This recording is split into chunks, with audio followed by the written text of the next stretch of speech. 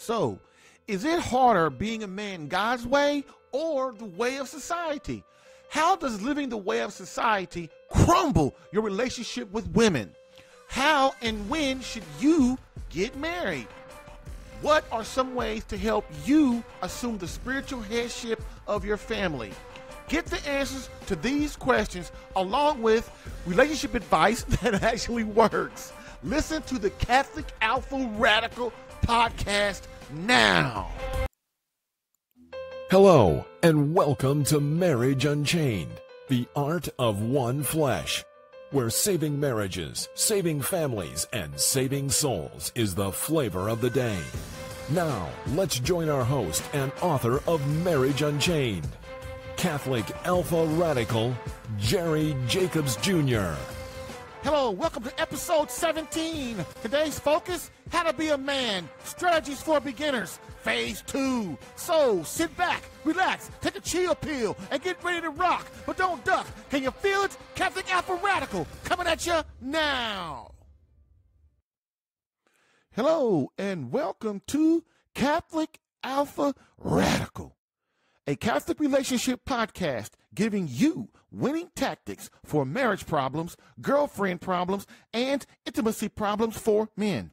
Moreover, where my main mission is to keep you out of divorce court, and where Marriage Unchained, the art of one flesh, divorce combat coaching is the flavor of the day, while also helping men understand marriage and courting, not dating, in the Catholic faith. Why? Because dating is for sex and courting is for marriage. This is episode 17.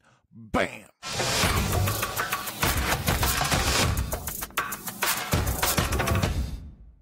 Our first segment is the quote of the day. So let's do this. Quote, "The separation of soul and body is death.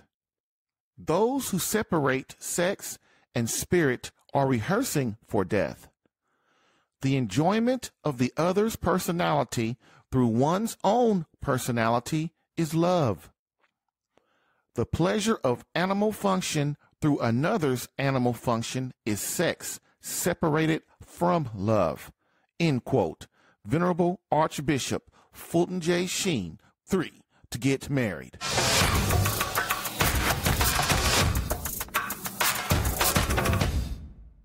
Please remember to share this podcast with someone needing help in their marriage or relationship. Rate this podcast if listening on iTunes. Subscribe to this podcast if listening on CatholicAlpha.com to get new episodes in your email today.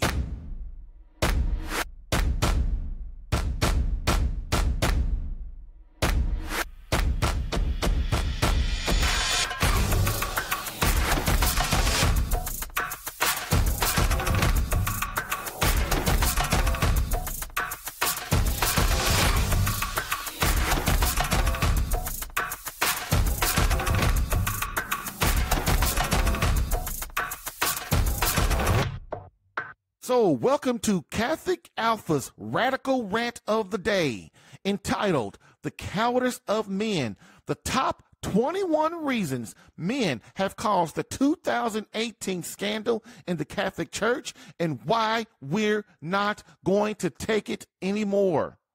Before I start, this will be a 21 episode series, one per show, and we are now up to number 17. Only a few left. Also understand that the infiltration by the Catholic Church with homosexuality and radical feminism, plus the watering down of the faith and the stripping away of the Latin Mass, was planned in order to destroy the morality of those within the Church and is not the teaching of the Catholic Church.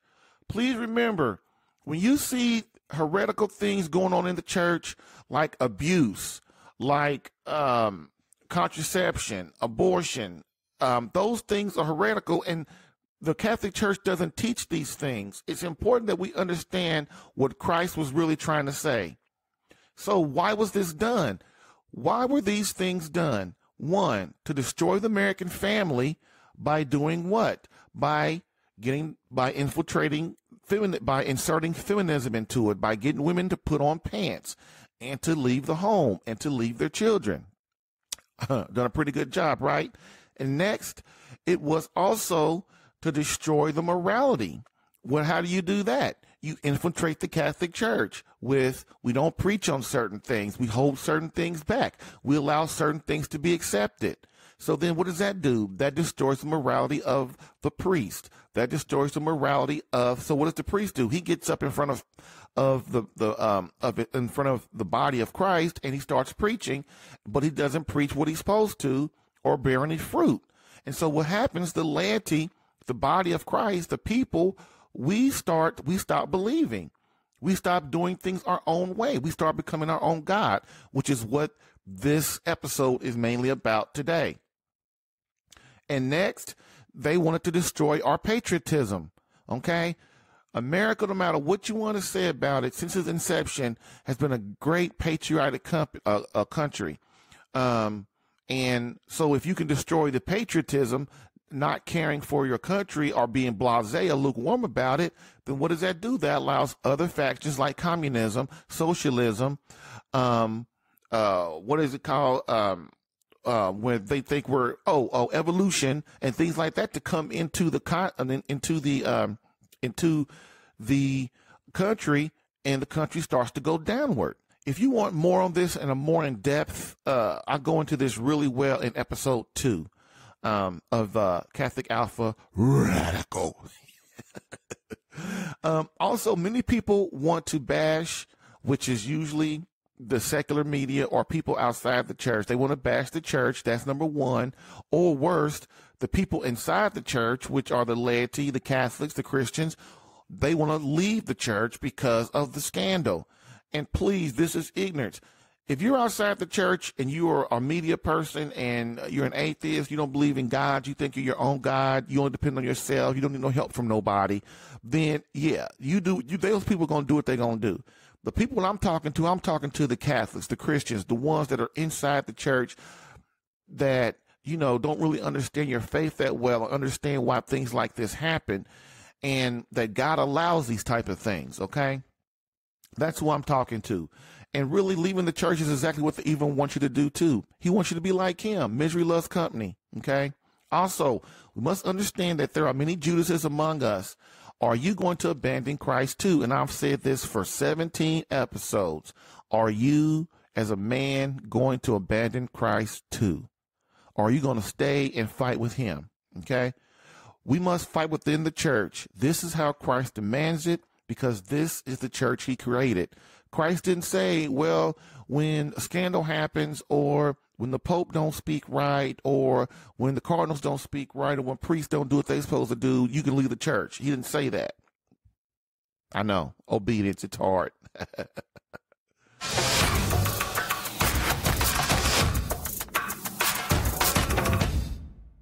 Let's get started with the number 17 of the top 21 reasons that men are responsible for the 2018 scandal in the Catholic Church. But first, let's review the first 16. Number 1 was refusal to accept our role as men. Number 2 was allow the men in the Catholic Church, popes, cardinals, bishops, priests, deacons, to water down, dilute the teachings of the Catholic Church, Christ Church. Number 3 was they didn't fight for Christ during Vatican II. Number 4, and unwilling to sacrifice for Christ. Number 5, men, they have nothing they are willing to die for. Number 6, men have begun raising soft and selfish boys, aka wusses. Number 7, men don't understand our mission and purpose as men, to protect, defend, and serve. Number 8, we didn't crush feminism. Number 9, men didn't crush the Protestant revolt. Number 10, men didn't crush contraception, aka birth control. Number 11, men didn't crush abortion. Number 12, men didn't crush so-called same-sex marriage. Number 13, men didn't crush no-fault divorce. Number 14, men didn't crush ecumenism. Number 15, men have stopped praying. Number 16, men have stopped passing on the Catholic faith to their children. Before each number, I will read a quote directly from the document containing Archbishop Carlo Maria Vigano's testimony. And it's a whopper today, boys. It's a whopper today. So that you can understand the gravity of this situation and move to destroy and speak out against it in your environment, which is what? What is your environment, fellas? You can't control what the Pope does. You can't control what President Trump does. You can't control the Congress. You can't control the magisterium of the Catholic Church. You can't control anything. But what you can control and influence is not control, it's influence. You can't control anything, but you can influence a lot. And what do? You influence your environment. And your environment is what? It's your church, it's your job, it's your marriage, it's your family, it's your children, it's your extended family of your mother, your father, your siblings, okay? It's all these things that you find yourself in at the time. As men, we must stop being wusses. We must stop being punks. We must start speaking out and influencing our environment and molding the environment back to the way it needs to be so that our children have a place to adopt. Okay? Also, I'll also place a link to the full document in the show notes. So, quote number 17 from Archbishop Vigano on the abuses of Cardinal McCarrick. Quote, "It was also clear that from the time of Pope Francis' election, McCarrick, now free from all constraints, had felt free to travel continuously, to give lectures and interviews. In a team effort with Cardinal Rodriguez Martiaga, he had become the kingmaker for appointments in the Curia and the United States, and the most listened to advisor in the Vatican for relations with the Obama administration. This is how one explains that, as members of the Congregation for Bishops, the Pope replaced Cardinal Burke with Wuerl and immediately appointed Cupich after he was made a cardinal. The appointment of Blaise Cupich to Chicago and Joseph W. Tobin to Newark were orchestrated by McCarrick, Martiaga, and Wuerl, united by a wicked pact of abuses by the first and at least of cover-up of abuses by the other two. Their names were not among those presented by the nunciature for Chicago and Newark. Regarding Cupich, one cannot fail to note his ostentatious arrogance and the insolence with which he denies the evidence that is now obvious to all, that 80% of the abuses found were committed against young adults by homosexuals who were in a relationship of authority over their victims." End quote. All right. It's getting deeper and deeper. Do we actually see how this is working? You know, they act like politicians. They'll do anything to advance their agenda. This is why it's important that we, as men, we have to start policing them, because they have, it seems that they have these three men that he's talking about now have lost their faith. They only want to modernize and change the traditions of Christ's word. And are we going to sit back and let them? Basically the dude is giving testimony that that the three, which were Martiaga, Wuerl, and McCarrick, appointed two bishops that were not even slated to be bishops of Newark and Chicago. And I'm to the point when I read this. I just really couldn't believe it. I mean, when I say I couldn't believe it, I could believe it, but I was just astonished by it. I mean, you would think that these men don't have time to be sitting around being manipulative and trying to foster things that have nothing to do with the mission of Christ. They should be praying. They should be doing their office. They should be in adoration. They should be doing masses. They should be doing conferences that I can't get a priest to do right now, because everybody's so busy because there's not enough priests. See the thing? We just, everything just falls downhill, fellas. And until we stop the evil, it's not going to stop. Okay?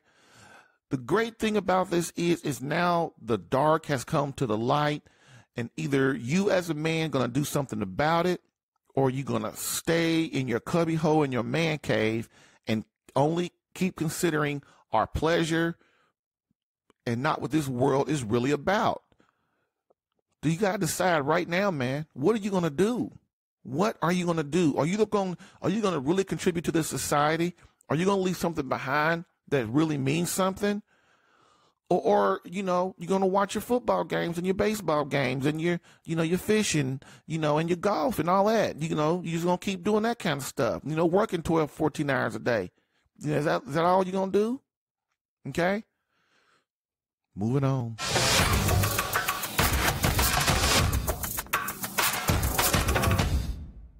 Realize these top 21 reasons are in no certain order, as they all feed upon one another. What is the number 17 reason men have caused the 2018 scandal in the Catholic Church?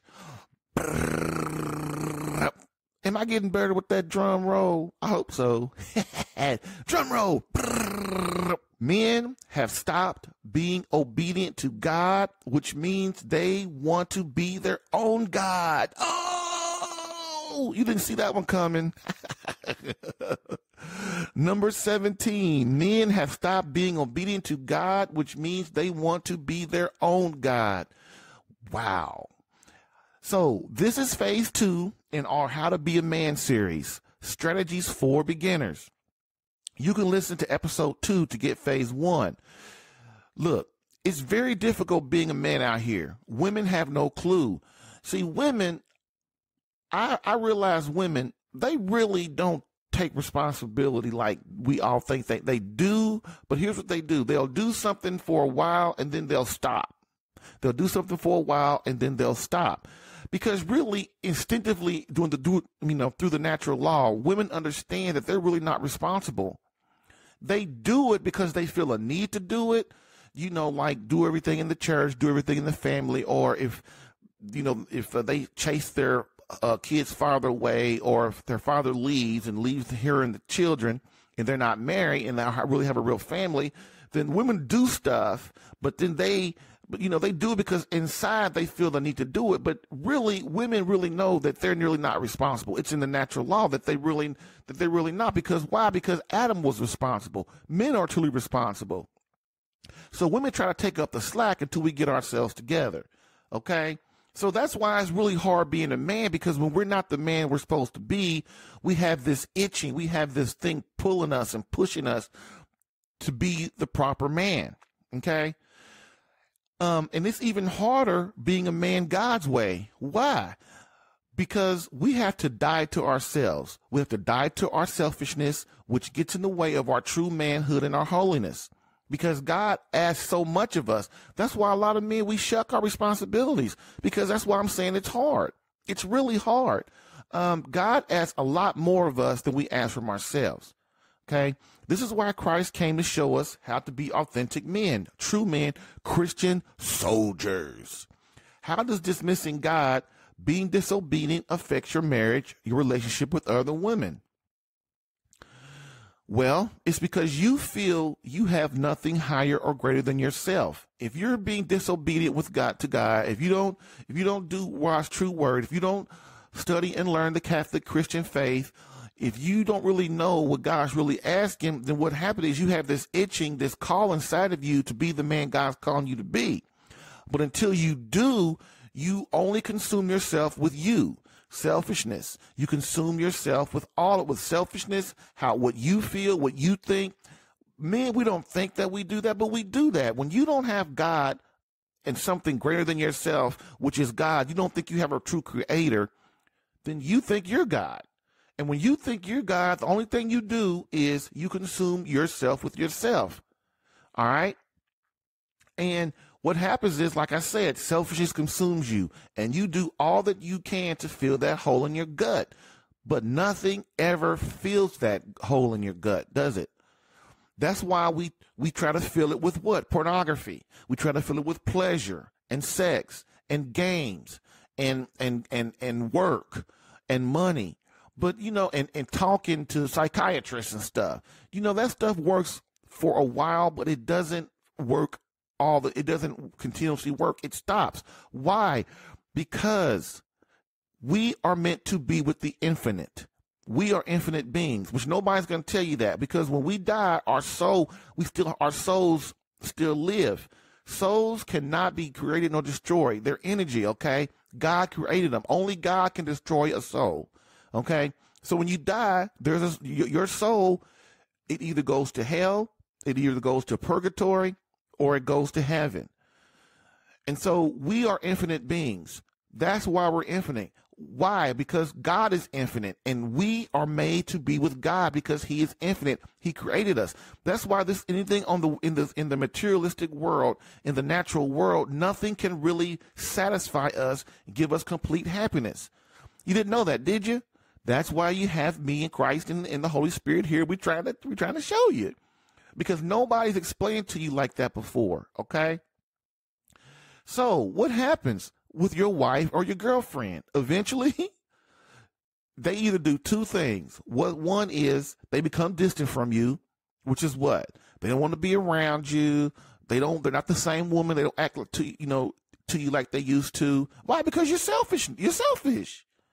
You only consider about yourself. You act like you care about your wife and kids, and your girlfriend and stuff. But people, the thing about people, men or women, is we have the BS meter. And the more experience we have, the higher our BS meter is. Okay? We can pick up on stuff instinctively. And a lot of times we don't even know it consciously. So what do women try to do? The second thing they try to do is they want nothing else to do with you once their BS meter gets to that sees how selfish you are. They try to get away from you. Unless they've had a child with you, unless they slept with you, then it's a lot harder for a woman to leave you or to remove herself from you. Okay? I know a man that is determined not to submit to anything or anyone in his life. He goes about his life only concerned with what? How much money he can make, which is a lot of us. What career can he finally choose? He never speaks of or is concerned with the end of his life. To him, when it's over, it's over. How many times have you heard that? When it's over, right? So I've tried on occasion to ask him, hey man, why do you believe that? I mean, why does he believe that once he dies, he will just disappear into oblivion? The problem is there is no oblivion. God's oblivion. All right. Therefore, terminating his existence. Even though to me, this is before I was Catholic, this line of thinking really never made any logical sense. That, okay, you go through all this pain, you go through all this struggle in the life, no matter if you're rich or poor, or there are people in Haiti, people in the third world countries, they're just born luck into these situations, or a billionaire is born to a child is born into a family that's a billionaire. Like we're just not going to have any pain or any suffering. And then once all this is over, then we just die. Even when I wasn't a Christian, man, that just didn't quite make much sense to me, and it shouldn't make much sense to you either. That's what the questions you should be trying to answer as a man right now. Right now. Matter of fact, you could turn off my podcast right now and go and find the answers to those questions. Start looking into God, the universe, how it really works, okay? This man never speaks of God, the creator. He never speaks of God like that. He says he's kind of like the creator, but there's no reverence, there's no worship. it's always in the context of, God is there, but I don't have to acknowledge him or consider anything he says because I am my own person. I can do what I want, when I want, and how I want without any consideration to the likes of some God. That's kind of how people think. Not just him, but a lot of people, women, men, all of us. And now our kids are starting to think like that. That's why our kids are selfish. That's why your kids are crapped out. Because you're selfish, which makes your kids selfish. Okay? When you don't have God and there's nothing higher than you, then what happened is you think you're God. You think you're the creator. You think that no matter what happens, you can take care of it. You think all of that. That's why everybody's on these medicines. That's why you try to jack your kids up with these medicines and Ritalin, all this kind of stuff. Because you think you're God. You think your science can fix it. Your science can't fix it. You know what your science can do? It can only delay the inevitable, which is what? Your butt dying.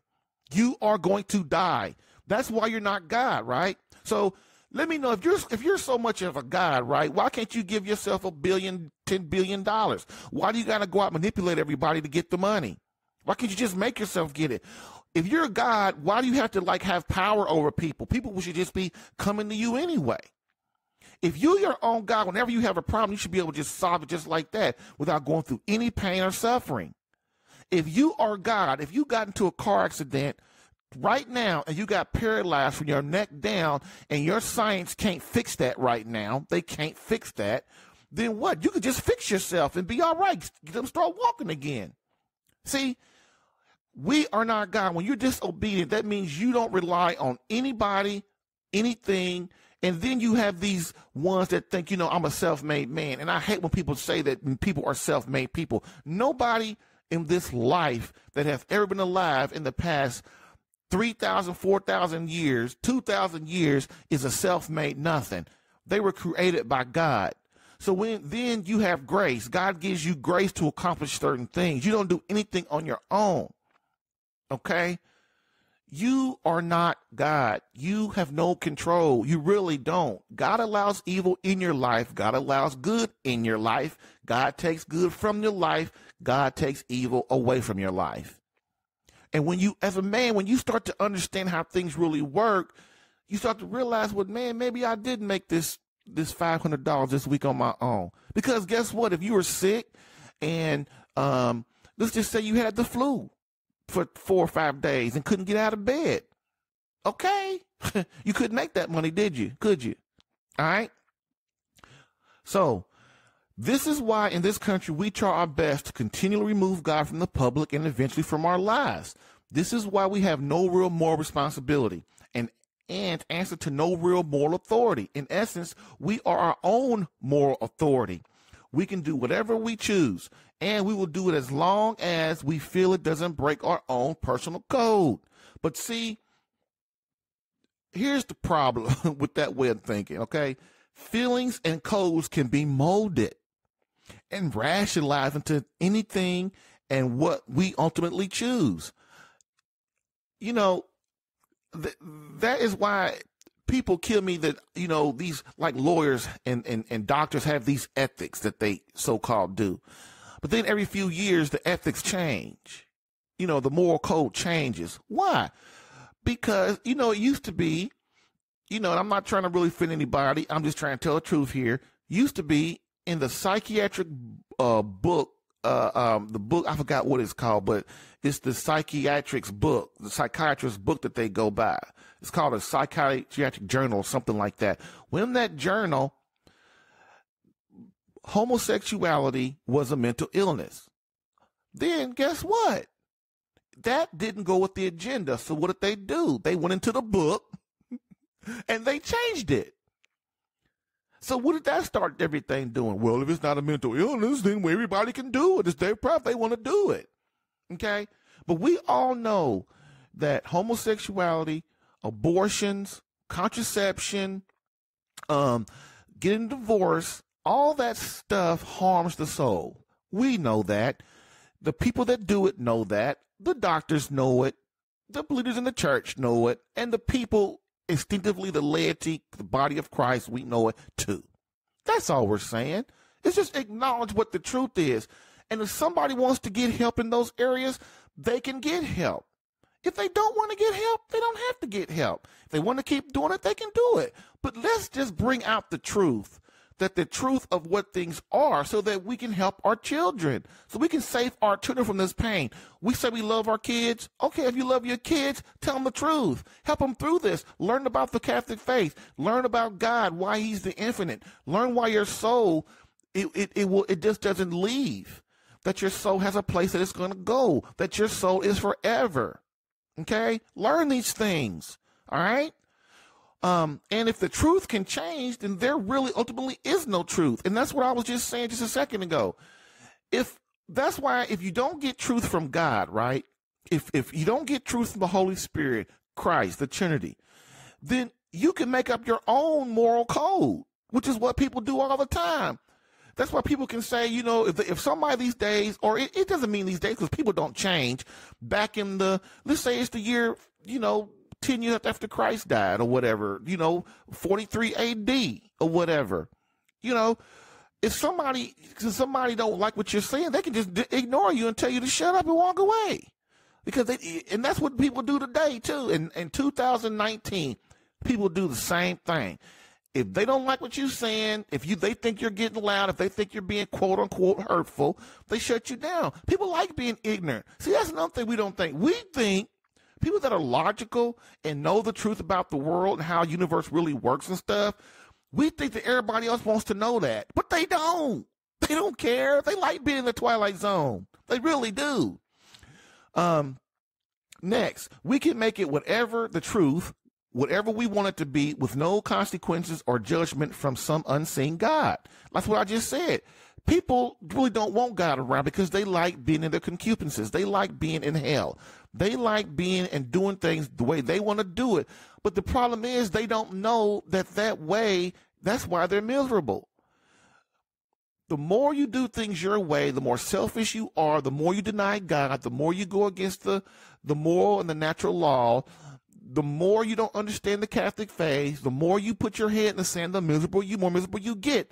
Especially the older you get. See, when you're young, you let stuff go. You're 17, 18, 25, 30 years old, you can let stuff go. I have to listen to that stuff. But see, what happens is time keeps going. No matter who you are, time keeps going. Then you become 35. Then you become 40. Oh, I ain't got no kids. Now I want kids. Oh, it's too late. Now I got to go to some doctor to put me with all these drugs so I can have kids at 45, 50 years old because I was stupid when I was young and thought I could have my career and I don't have to be a real woman or a real man and I have to get married. I can do whatever I want. But see, now you're 50 years old and you see you're empty. Well, so I'm empty, so I'm going to get me some kids. See, that's another thing. That's another show for another time. But anyway, you get to be 60 and 70. And the older you get, the more you start to understand, not to understand it, but realize your mortality. That, oh man, I'm going to die. I know people right now, 70, 80, 90 years old, they for some reason in their mind think they're not going to die. They still believe that, act like they're 25, 30 years old, that I can do what I want, when I want, how I want. I have to consider anything other than myself. I'm the man, I'm the woman, I have all the power. It's me, it's all me, it's all me. And their lives are miserable. Christians' lives are unhappy or unpeaceful too. But the thing between the Christian and the people who don't believe God is the creator of the universe and of us, is we know that this world is about pain. We know it. We know that the suffering is a good thing. We know it, and we know how to handle it, to put it in the hands of God, to lean on God, to go to him to give us the grace and the strength to get through our pain and our suffering. See, the most Christians, Catholics that understand things, you don't see a lot of them on psychiatric medicine. People that go to confession, you very rarely see them people on medicine, on psychiatric medicine stuff. You very rarely see them on a lot of medicines and stuff. Why? Because people don't really realize sin builds up in your soul, in your body, and causes disease. It causes psychological problems. That's why everybody's going to psychiatrists all the time, because psychiatry today is basically, I'm going to give you some medicine. You sit here for an hour, and I'll dope you up on some medicine. Anyway, moving on. So, so as a person, if you can dismiss God, if we can dismiss His moral law, this then gives us the freedom to, like I said, make up our own moral law, which is forever changing according to what we think and feel. See, today, a dude may love his wife. Tomorrow, he can't stand her. The next day, she's okay. The day after that, I want to kill her. The day after that, I want to make love to her. The day after that, I want to divorce her. You can't go by your feelings, dudes. Love is an act of the will. According to Christ and His church, love is an act of the will. You will the love for your wife. You will the love for your children. You will the love for Christ. Because then if you will it and you don't feel it, you will stay with it. Ooh, what's a new saying? Woohoo, I got to remember that. I got to write that down. Which is thereby becoming our own God, which is what I just said. You see, the problem with that thinking is we all are obedient to something and a slave to something in this world. We, right now, think about it. You are a slave to something. You are obedient to something. Your job, your career, your money, or the making of money, drugs, the government, or disorders such as pornography, television, movies, sex, material things, our own inner selfishness. The difference between being a slave to God and a slave to our own disordered human selves is God leads us to the best of ourselves, which is complete goodness, holiness, and virtue, and a lack of selfishness. Where being a slave to anything else is complete evil. What did Satan do? What did Satan decide? The most beautiful angel. What did he decide? He decided that he would rather reign in hell than serve in heaven.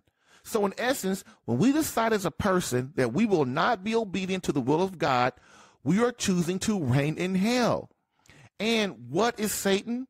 What is hell? And what are we if we choose this path? Yes, we are ourselves evil. And this is what's happened to the men in the Catholic Church over the last 60 years. Really over time. It's just that now it's more condensed because it's us, because it's our time. But this same stuff happened. I was watching that show, Nights. What is that show? Nightline? No, it's called The Nights. What's about the Temper Nights? And how it's called Nightfall. And basically it's talking about, back in the day when the Knights of the Temporal, when they were fighting and stuff, and why they were fighting and all that stuff. And back then, man, people didn't change it the same way they are today. We think with all our technology that we're so much better people. No, we ain't. We're just people. We're just screwed up people with better technology. Okay, so I'm going to say it again. And this is what's happened to the men in the Catholic Church over the last 60 years. They've decided ultimately that they would rather reign in hell than be a slave to Christ. And on the surface, this may sound like a great idea. It sounds great. I get to, look, I'm going to be in hell. In hell, I can do whatever I want to do still again and again. But you know what? In hell, there's no love, dude. There's no love. And right now you think, I don't care if anybody loves me or not. That's because why? This is short-sightedness. If you as a man feel like this means you've basically lost all hope. You basically, whether you know it or not, are in despair. You feel you're unworthy to be happy. Basically, you feel consumed with hopelessness. And my friend, if you feel this way, it means that the evil one has infiltrated your mind and your soul, and worse, convinced you that you aren't worthy of God. You see, the devil loves company, because what did he do? He decided he's going to reign in hell. So you going with him. You want to have fun with him. I leave you with two questions. What kind of man are you trying to be in this world? And if there is no God, then why try and be good or have any kind of moral code? If when you die, it's the end of your existence, why are you trying to be good? Ask myself, why am I being good? If when I die, my soul dies and my body dies, then why am I ultimately trying to be a good person? Wow. That's a deep question, ain't it? What do you think? Send your questions or comments to radicalquestions@catholicalpha.com. Send your questions or comments to radicalquestions@catholicalpha.com. Bam.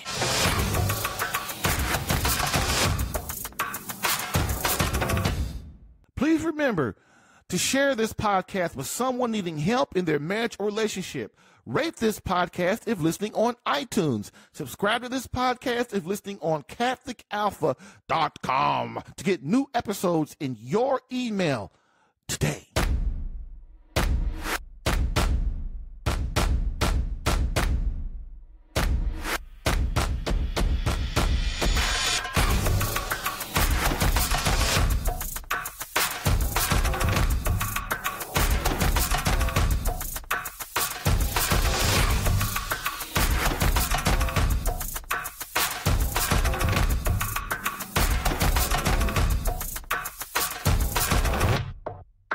All right. Welcome to our next segment. It is called Man on Fire. Man on Fire is our segment on married men who are fighting the spiritual battle in the Catholic Church every day to protect their marriage and family by sacrificing their lives, bodies, hearts, and souls for our ultimate warrior, Christ. And our man of the fire on fire this week is Walt Janiec of Our Lady of the Most Holy Rosary Catholic Church in Indianapolis, Indiana. Walt has been married for 12 years. Woohoo! 12. To his beloved wife, Vita. He has 2 children, Christine and Joseph. Please join me in welcoming our man on fire, Walt Janiec. How's it going, Walt? It's going all right, Jerry. How you doing? All right. So what we're going to do, man, we're just going to go through some questions. We're going to have a nice little interview here, and we are going to get into this. So the first thing I have for you is, tell me, how did you grow up with Christ? Were you a cradle Catholic or were you a convert? Well, actually, both my parents are Catholic. My house was, it was pretty much, in our house, we had 6 kids. Catholicism was just something that was just part of our everyday life. It wasn't that pronounced. I mean, we went to Mass every Sunday. We went to Catholic schools in high school and grade school. We went to Holy Days of Obligation. We like I said, we went to Mass every Sunday, and we celebrated Christmas and Easter, and that was pretty much what it was. I mean, my mom would say the Rosary on occasion, but I mean, if you looked at my dad, aside from going to church, he didn't really seem all that religious himself. Right. And that was one of the questions too. Like, so your dad so basically it was your mom that was the one that taking you guys to church and. No. He would take us to church. I mean, we'd all go together. Oh, okay. But I mean, in the house, and even on a day-to-day basis, my mom wasn't saying the Rosary every day. I mean, there was occasion when I would catch her saying the Rosary. We had a certain you catch her sneaking up on her. Well, it wasn't she sneaking around saying the Rosary behind her backs or anything. She'd be sitting in the living room, we'd be watching TV, and maybe she'd be saying a Rosary. But when it came down to things like going to Mass, my dad, I mean, he. Every Sunday we went to Mass, and he made sure we all went. So, I mean, it wasn't like he was against the idea. It's just that he wasn't on fire with Catholicism. I got to say, the thing about Holy Rosary, there's a lot of converts at that church. And you're a convert yourself. Yeah, sure. and I got to tell you, there's nothing like the fire I see in converts. I mean, I've been swimming in Catholicism my whole life, and to some extent I probably take it for granted. And, I mean, it's the excitement I see in you guys that I think people who've had it their whole life are I don't want to say they're missing. It's just, you guys who are converts chose to be Catholic. Now, right. In my household, in my family, I grew up with, some siblings who aren't quite as Catholic as I am now. I mean, they don't necessarily go to church every Sunday. And so I had to choose to go to every Sunday and continue to be Catholic. But for me, it was never a question of, I'm something else and now I'm going to be Catholic. Right. All right. So it's a little, it's but a different thing. But see, at 14, at your confirmation, you're choosing, but you're still a kid. Right. But I thought about that, but I like it how, I don't think kids should choose because they don't know what they want. Because like me, yeah, I'm a convert, but it only took 40-something years. Well, I could have died, dude. Some of us are slower than others, man. But no, it's not just that. I didn't have my pops, my grandfathers, my grandmothers, they didn't, nothing. My father, nothing. We didn't have nothing. So I didn't really know God at all. And if we did go to church or something, it wasn't like we went all the time. It was sparingly. We would go years and years and stuff. So I didn't know anything, right. And so I say all the time that I am really, I'm upset with my father and my grandfathers because their father didn't teach them. So I feel like I'm behind. I feel like I got to catch up to y'all, Going back to our parents, something, I see the fire that in our many converts, in their lives. And I see that fire in our household. I mean, we had a certain level of reverence, like, for example, the Bible. We never put any book on top of the Bible. When the book was, not in my mother's, dresser or whatever, it was out. No book was placed on top of it. So now you're going to make me go home and make sure there's no book on my Bible. Well, it's funny. I was at a retreat a few years ago, and they were giving out Bibles as part of that retreat, and I saw people putting folders and other things on top of them, and that was just something that I've carried with me my whole life. Is when there's a Bible, you don't put anything on top of it. When did you really fall head over heels for Christ in this church? I mean, when did you go, man? Okay, I'm a convert. I've been tripping my whole life. Now it's like I see what Christ is telling me. I'm ready. It's one of those things. Being born into a family that was Catholic. For me, it was just being Catholic was just part of my culture. My heritage is part Polish, part some other European stuff as well. But being Catholic is just another thing that was in the mix. And going to Catholic grade school and high school, growing up in the 70s and 80s, there wasn't a lot of great catechising going on in the church at that time. And but our in the 70s, my grade school did an okay job of it. And now I'm not talking about catechesis now. I'm not talking about like when did you start learning the faith? I mean, because you were saying earlier, you were like, well, my father took us and my mom took us. I saw my mom doing this and doing that in the home. And yeah, I'm convert. I'm a cradle Catholic and this and that. But the question is, when did you fall head over heels for Christ and his church? When did you buy all in? When did you consciously, as an adult? I've always believed it is what it came down to. Oh, okay. I've always believed that Jesus was God and that he came to earth, he died for our sins, and that that there is a God. So you were formed well then, like you were going to say before I interrupted you. At your church, in your school. That may be the case. I mean, for me, it was more of a question of reason. I don't believe that something. Because you are a reason logical type dude. Well, I mean, I don't. No, that's good. Yeah. I don't believe that something can come from nothing, and the universe, the planet, the trees had to come from something. The people, the animals, everything had to come from something. We didn't come from monkeys, is what you're trying to say. All I'm saying is we didn't come from a big bang. I mean, we may have come from a big bang, but that big bang could have been Jesus or God snapping his fingers, bringing everything into existence. Right. Something had to cause that big bang. If there was a big bang. Right. Okay. What made you decide? This is a big one. What made you decide to get married in general? Not necessarily marry Vita, and start trying to create a family. What made you decide that you wanted to be married? Like, look, consciously, I'm ready to get married. I'm gonna go out and find me a wife. Lead me up to that a little bit. Okay, so back to the 70s, growing up at that time, it was not an unusual thing for people to get married. I mean, most people got married. I think it was 75%. I saw the stat recently. 75% of people back in the 70s were married. Really? Yeah, 75% of adults were married. Now that number is closer to 50%. And Man, I think it might be less than that, dude. I don't think anybody in my family gets married. I'm serious. You never know. I mean, our culture doesn't value marriage, and we've changed the definition of marriage in this country and other countries as well. And when we see that happening, we're basically teaching our kids.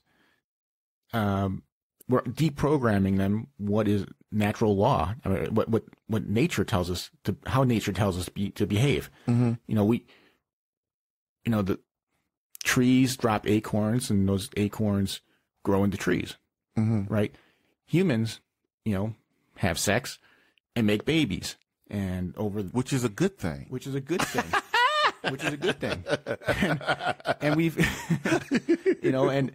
and God made it that way, and we've, over the years, over the centuries, over the generations, we've learned that the best way to raise kids is in a stable 2-parent home. Right. Where both the mother and father are there. Mm-hmm. And the only way you can really do that is if you have a commitment between, the father and the mother, where they're going to stay together even if things are bad, which is, through sickness and health, better or worse, mm-hmm. till death do you part. Mm-hmm. Kids need that stability. And it's not to say that all kids are going to fail or delinquents rather, if they come from a broken home. It's another obstacle. It's another hurdle that they overcome. So what made you, going back to the question then, so when did you decide consciously as a man that I'm ready to get married, I'm going to get married, I'm going to go find a wife? See, I've always kind of thought, when I was a kid, when I was a teenager, I had my life kind of mapped out in general. I thought, okay, I'm going to go to school. When I'm done with school, I'll go to college. And when I'm done with college, I'll get established in some sort of career, some job of some sort. And then once I've got that job, I'll get married because I'll be able to support my wife. Courting.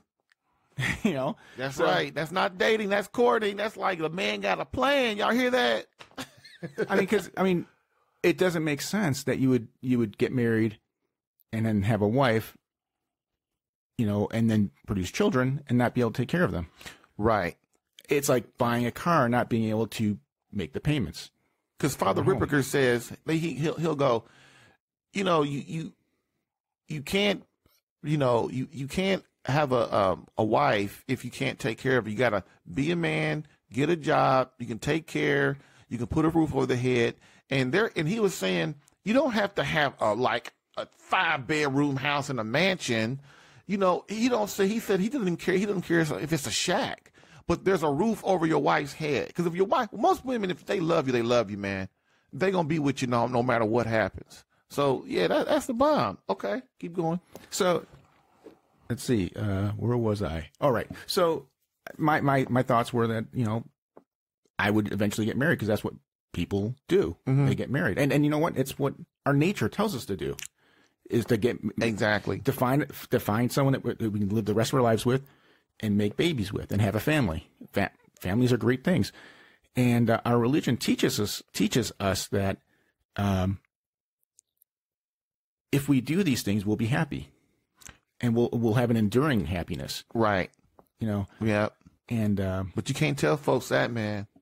They ain't trying to have kids or a wife. Well, people are so wrapped up in getting a career these days, which is what? Selfishness. Well, it could be selfishness, but in my mind, I think about it like this: you could be the best programmer, you can be the best doctor, you could be the best whatever it may be, best newspaper reporter. Mm-hmm. But unless you did something really, really big and famous, if you're just some cog at Microsoft and you did some interesting thing with a web browser once, you created some interesting, routine that allowed you to surf a little bit faster. After you left that company, no one would care or know who you were. Yeah. Your legacy is going to be your kids and your wife. You're not going to be remembered after you leave Microsoft, but after you left this planet, your kids are going to remember you. Your grandkids are going to remember you. So you're saying that from the time you had your plans or the time, so basically it was always you were going to get married. You already had plans to get married. It wasn't a conscious idea when you were 30 or 40 or nothing. It was like always your plan. Right. It was my plan to find the right person because I knew also marriage was forever. Okay. So, that was the tricky part, trying to find the right person. And we're going to get into that, which is the next question. How did you meet your beloved wife, Vita? Now, this is a great story right here. Online. Oh, the pressure. What'd you say? Online. It was online, right. It was computer. It was a computer internet. I know, but like, how did you lead up to saying go online? I mean, what made you decide I'm going to go online and go to a dating site? Well, I mean, you have to remember back in the 1990s, there were websites like Match.com were just created, and they were giving out free memberships because they needed people, singles, online. So I got a membership. Also, it was free back then for some sites, yeah. Well, I guess it had to be this, like you said, to get people in there, yeah. And so they were giving away lifetime memberships, So I presumably still have a lifetime membership still on Match.com. I haven't looked at it. I don't think you're going to be using it anytime soon. No. But and the great thing about and I ended up trying other websites as well. And one was like Catholic Match, and I can't remember the one that I finally. There was like Christian Mingle, and but I'm not sure which one it was that I met my wife at. And these were in the 90s. And this was in the 90s. And, wow. And that's when I first started. Right. Late 90s. We didn't get married till 2 years after we had actually started talking online. So so you talked online the whole time before you even met each other? Well, we exchanged some emails online. And, now, where was Vita at when you... So I was living in Champaign, Illinois at the time. Right. And she was living in Bloomington, Indiana, which is about a 3-hour drive. So... that's not too bad. She was living with her dad. And this is kind of nice. So it's a 3-hour drive. I would come and visit on the weekend. He let me stay with him and her. And, he had a separate bedroom, and he having 2 daughters and no sons. I think he kind of liked having some male companionship around every now and then. Right. So on these weekends. Did you try to sneak and knock on the door at night when everybody's asleep? Now, what would make you think that? Because I'm a man. You're a man. Perhaps another day we'll talk about that. Yeah, we'll talk that. But so he likes the companionship and what? So I mean, he liked having a guy around the house. So yeah. I mean, so I think we had a pretty good relationship as I was, getting to know Vita better over those first 2 years. He was getting to know me, and when finally we got, I mean, we were early on talking because we're so old too. I mean, we got married late. I mean, we're talking. And what age did you get married? 39. I got married. 39. Yeah. I think me and Mary got. I was like 35 or something, 36 or something too. Yeah. Wow. Sweet. So yeah, it was old. So okay. So we know how you met. So what attracted you to your wife, and why did you marry her? See, now that's a function of internet dating. That's one of the nice things about internet dating. You go to the website and you can go through the list of things that you're looking for, and you can check off non-smoker. You can check off never been married before, no kids. Sweet. Look, relationships can be tough enough as it is, and if someone's bringing baggage, if like you use drugs or whatever, you can just kind of weed them out. Now, of course, people can lie online, but hopefully you can kind of figure that out. But if you get as close as you can, because there's going to be something. I mean, you get as close as you can, and hopefully when they get there, they got some stuff that you can at least deal with. Right. Exactly. So, when you marry someone who's had a previous marriage, you're also marrying an ex-spouse. You can't really, and if they got kids with that other spouse, I'm there. So, there. I mean, it just makes things more complicated. And that's one of the problems, one of the tragedies of our society today. We've got so many different things going on in terms of, so many marriages are irregular and so many divorces out there that it used to be families were very simple. You had one mother, one father, and their kids. Yeah. And today you've got, divorce, people who've been divorced, 2, maybe 3 times, or maybe, even if just one, and a kid can have, a stepfather or a stepmother, and they've got, the holidays are crazy because they're supposed to spend one Christmas 1 year with the father, and then the next year. Oh, don't go. Let me. It's just a whole nother podcast, dude. That's a whole nother episode for real. And like me and Mary were, I'm not gonna say lucky, but we didn't have to go through a lot of that. What you're talking about like the father, the baggage of another person around, because my first wife died of leukemia, and then Mary's the father of her daughter, who she was going to marry. He was in prison. So that really helped us build and keep our stuff together, because though you didn't have the 2 extra people around. You know what I'm saying? So you framed him in some crime that got rid of him? I didn't even know him. I didn't even know him until, story? I didn't even know him until her mother, until his mother died, which was Lauren, Mary's, our daughter, which was her grandmother. So we went to her funeral, and then they let him out of jail for that time, and I met him then. He's out now, but man, but even still, dude, we had baggage. Like, my wife had a lot of pain. Mary had a lot of pain from that relationship, and then I had a lot of pain from my wife dying. So we're trying to bring all this together with 3 kids, and man, you don't think you're infected by all that kind of stuff, but I think was kind of what you're trying to say, man. You are affected, and sometimes you don't even realize it. Right, and I'm not saying that that those marriages or families can't work. I'm just saying. Oh, I understand that. That a lot of those things, a lot of those situations makes things more difficult, and a lot more difficult. Right, and if we just simply just following the simple, people look at the 10 Commandments and they think, those are old, and why would you even bother looking at them? But, those are general rules, those general rules. If we just followed them, the world would be so much better. If you didn't lie, you didn't kill, you didn't steal, you didn't covet what other people have.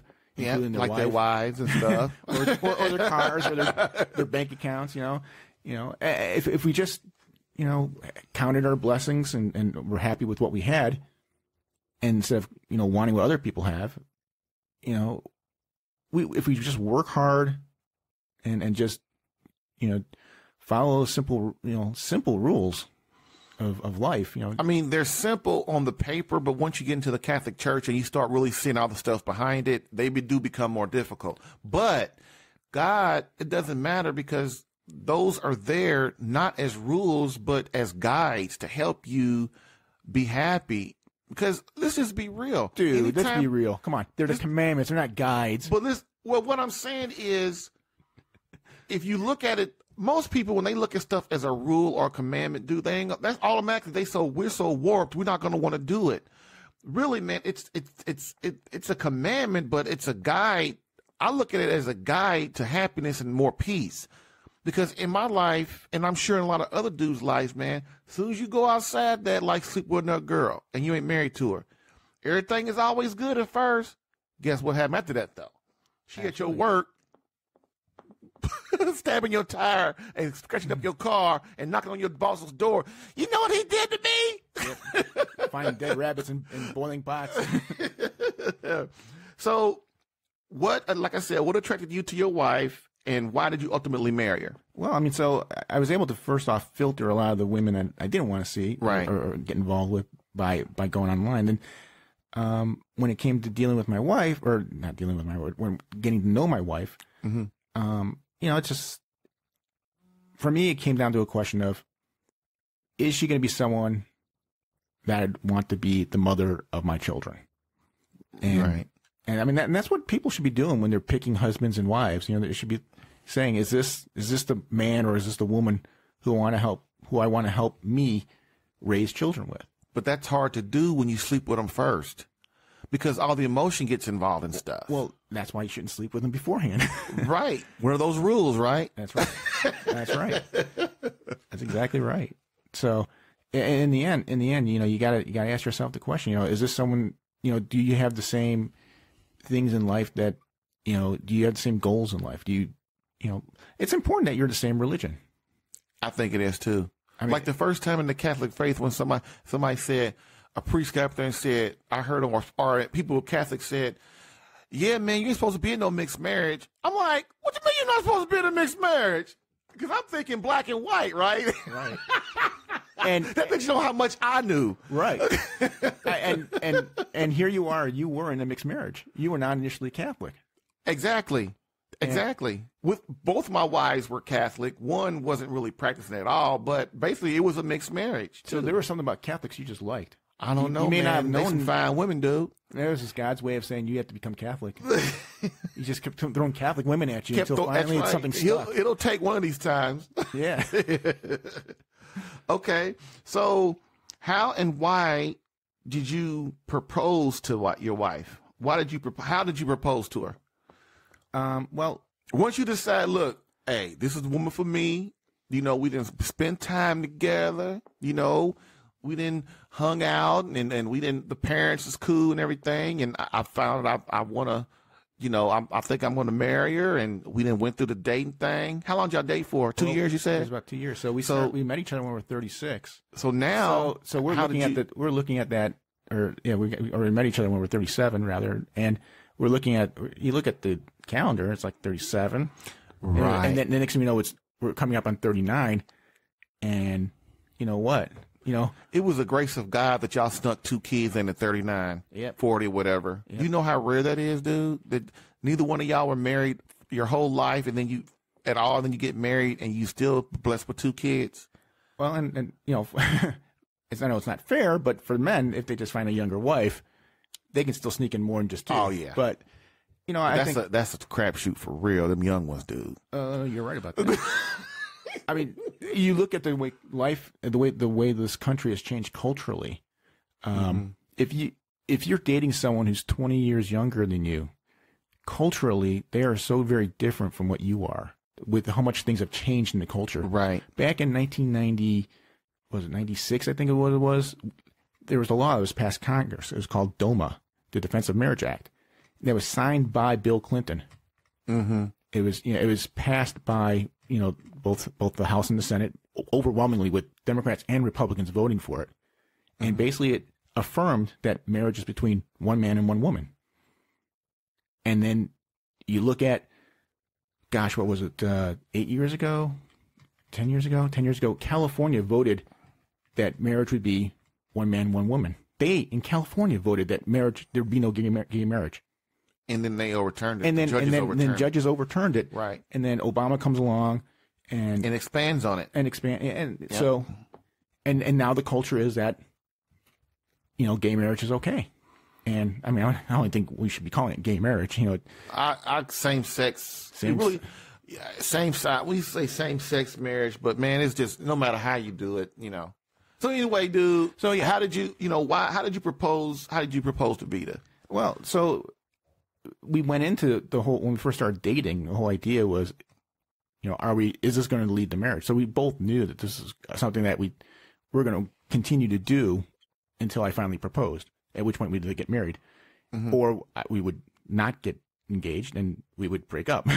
So at some point we would realize that either we were right for each other or we weren't going to be right for each other. Right. And so, because even still 2 years is a long time to court a woman without marrying her or being able to have intimate relations with her and stuff. Well, I mean, how long does it take before you really realize the person's right? Dude, is it a year? I'm gonna tell you, 6 months? If women would stop giving themselves to men, they'd be married in 6 months to a year. All of them would. But see, they can't stop doing that. They can't. Women these days, they go, well, I got my needs too. Well, sleep with him and then you get bonded to him. And then all of a sudden, you attract, you can't get away from him because you bonded to him now. And that's what people don't understand. And that's what my point is, dude. If women would not give themselves to men, most women would be married within 6 months to a year. Because, dudes, we can't wait that long. We can't. I know. I don't know. I really don't know what the length of time is because Well, I'm going to tell you what the saints said. People can fake it. People can fake being decent, good people. But if you don't sleep with them, you can walk away a lot easier. Right, but how do you know that they're not the good, decent person that they're pretending to be? I interviewed Father Guardiola, who did our parish mission. I interviewed him a couple of months ago, and he said what you do is you go by your intuition, because that's the Holy Spirit basically talking to you. But he said what most people do is they do what we're talking about. They sleep with somebody and they get all cloudy, or they don't sleep with them and they don't follow their intuition. Their brokenness gets in the way. Right. You need to be clear-headed when you're deciding who's going to be the mother of your children. You really or the father do, of your children. You really do, man. Right. That's a great point, dude. That's a great point. And you're right. And you're absolutely right. If you're sleeping around with the person, all you're thinking about is that great feeling that is, and you're not really thinking about the long-term relationship that you might have with this person. All you're thinking about is, well, yeah, that was a good time last night, but you're not thinking about, is this someone that I want to be with when I'm 60? Right. Again, so how did you propose to your wife? See, that's me and you, man. That's how we are, man. We be talking all the time, and then you always start bringing all this other stuff in, and you get me off track. This is an interesting question, because it was just, I didn't really plan anything all that elaborate. I didn't. Oh, so you embarrassed how you asked her to marry you is what you're trying to tell me. That's why you don't want to. You want me to move on to the next question? I'm trying to get you to get to the next question. No, actually. No, in all seriousness, though, at one point, Vita said, I think it's time that we decide. Is it time to? So she took the lead. Well, kind of. She's like, is it time to cut bait, or should we? And you know what? And you know what, man? I had on a podcast, I forgot, on an episode not too long ago, I said the same thing. Because me and Mary doing a podcast called Catholic Alpha Radical for Her, where both of us are co-hosts and we talk to women, right? And in that episode, this came up, and we were like, a woman, if you would have do for 6 months, 12 months, or whatever, because for a woman, man, their beauty and their vitality starts to leave the older they get. So they in a rush. They need to. My wife, she's still gorgeous. Oh, well, hey, I'm glad. But my point of what I'm saying is, what happened in that episode is we talked about this, is that a woman, you don't go up to a man and ask him, look, it's time we get married. You know how some women, they just can't control themselves these days. But you put it to him in a way like your wife did. Like maybe we should start talking about marriage. Why? Because she knows. Women know inside that, look, man, it's time to move on. Either we're going to what are we doing here? And me and Mary was like, that's a great idea for a woman to take the lead, because dudes, we get comfortable. See, for me, I like to think of myself as someone who likes to think things through. And but 5-10 years? It wasn't 5 or if 10 Vita years. Had, it was 2 years. Let's be real. Okay. Let's be real, Walt. If Vita had to come to you and said, what she said, like, you know what, we should start talking about what we're going to do. How much longer would you have waited? I really don't know. That's a one-word answer, dude. That's a number one.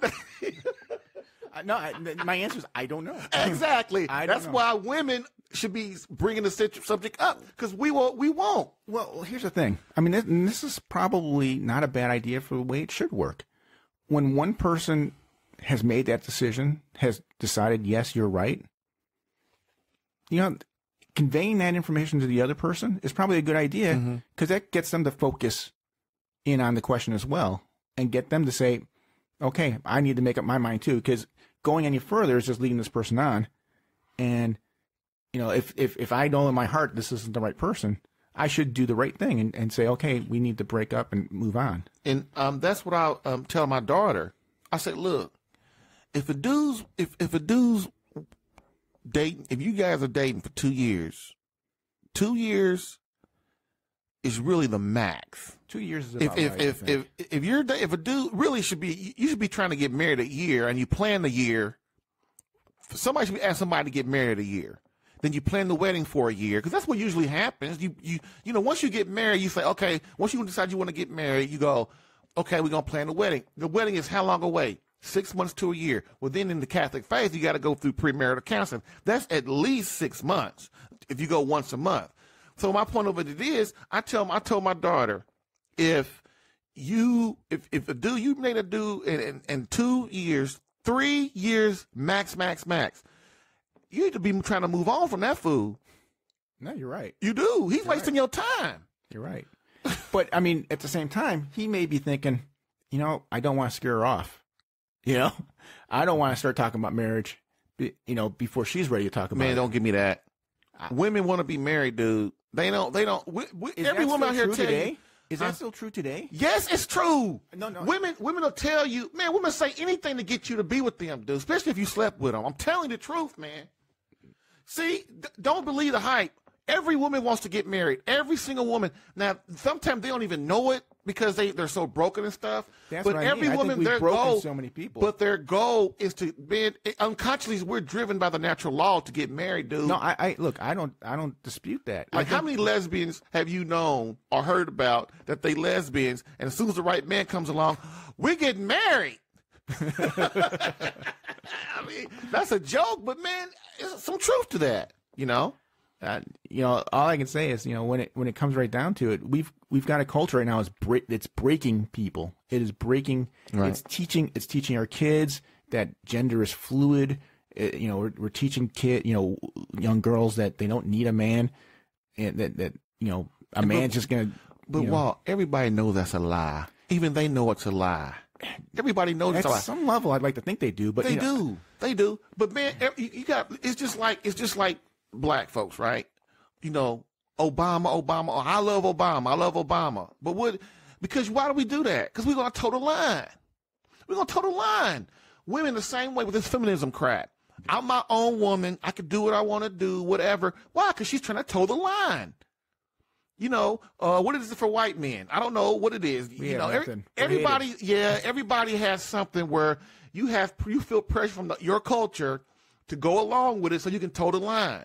But see, like, if I'm a black man right now, if I tell even some of my black friends, if I tell my parents and they all know I couldn't stand Obama. Man, people will get mad at me because you're not a real black man if you don't like Obama. But you voted for the man. The first time, and I'm gonna tell you why. I'm gonna tell you, and I've said it before. I voted for him because of that thing. I was trying to toe the line. The first black president. So it's I really went into It's peer pressure. No, it wasn't peer pressure. It was, man. You have to understand how I grew up too. I grew up in a household where black power, black this, black that. The white man did this. The white man did that. The white man's doing this to us.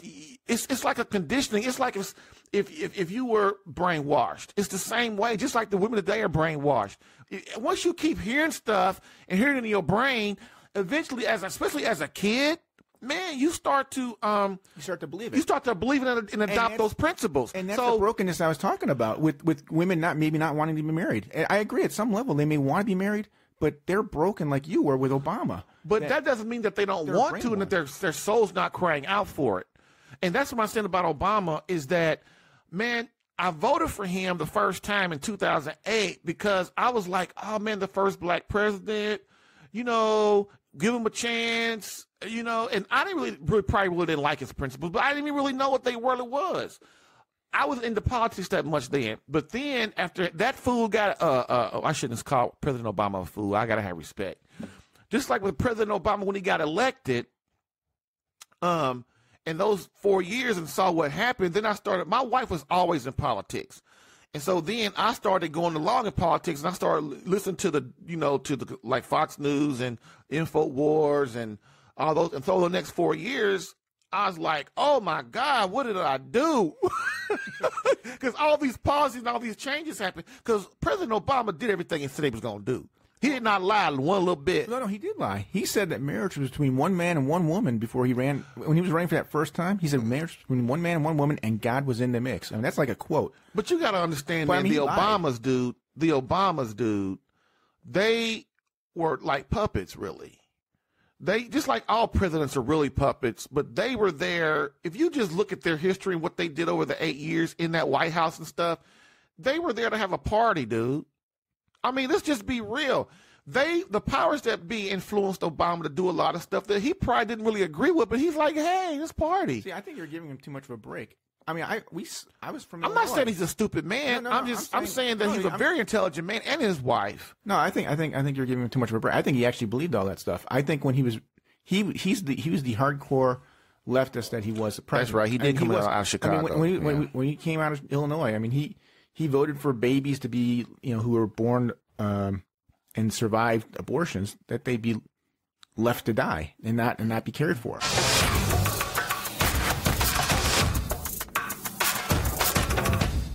I hope you enjoyed part 1 of my interview with my friend Walt Janiec.